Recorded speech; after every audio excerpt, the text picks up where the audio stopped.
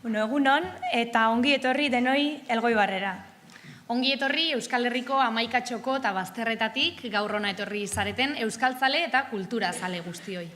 Ongi etorri eta eskerrik asko baita ere gaur holtza honetatik pasako zareten 20 kulturgileoi.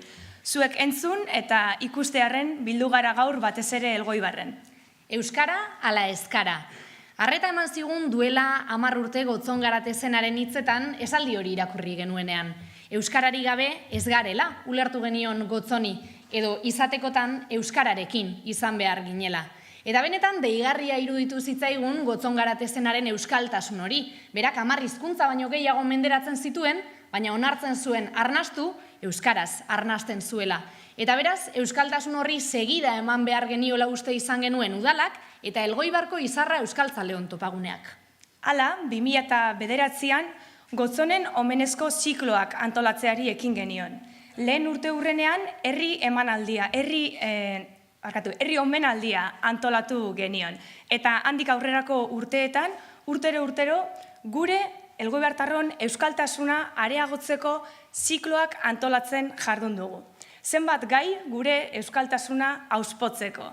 Nafarroa Arragoa, iparraldetik datorren haizea, euskara jendea, izena eta izana, kantagintza eta gure imaginarioa, euskalgintza eta feminismoa.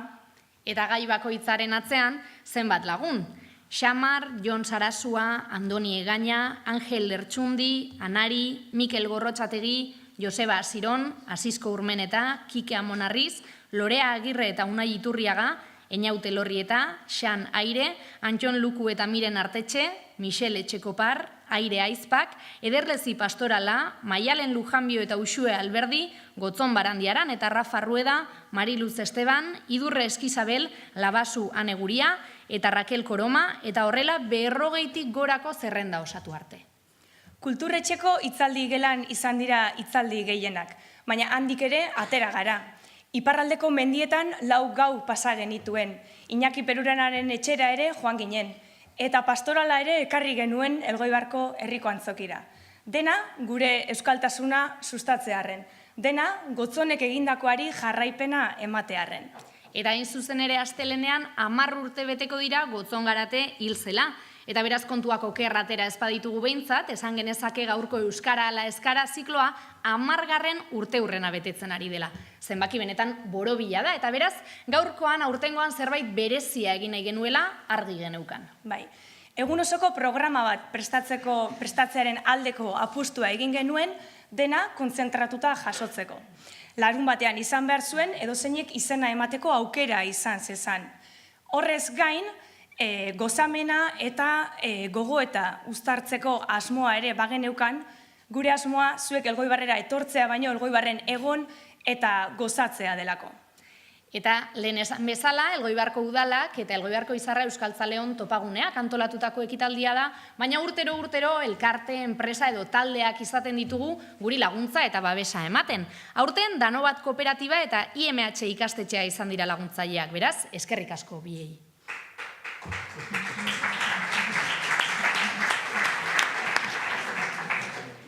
Sarrera txiki honen ostean, errepaso txiki bat emango diogu gaurko egunak eskainiko digunari. Programa ikusi duzue, beraz, labur-labur. 10 laurden gutxitan, gure sarreratxoaren ostean, euskara ala eskara zikloari hasiera emango diogu, sarrerakoa, Uxue Alberdi eta Aitor Novaren eskutik, eta garena guztiona balitz, Gotzon Barandiaranen eskutik.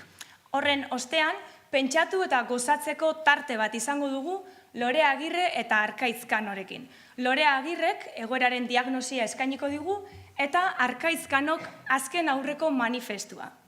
Horren ostean, kafea eta pastak izango ditugu, eta horren ondoren, indarrak berritu ondoren, 3 gai sakoni helduko diegu.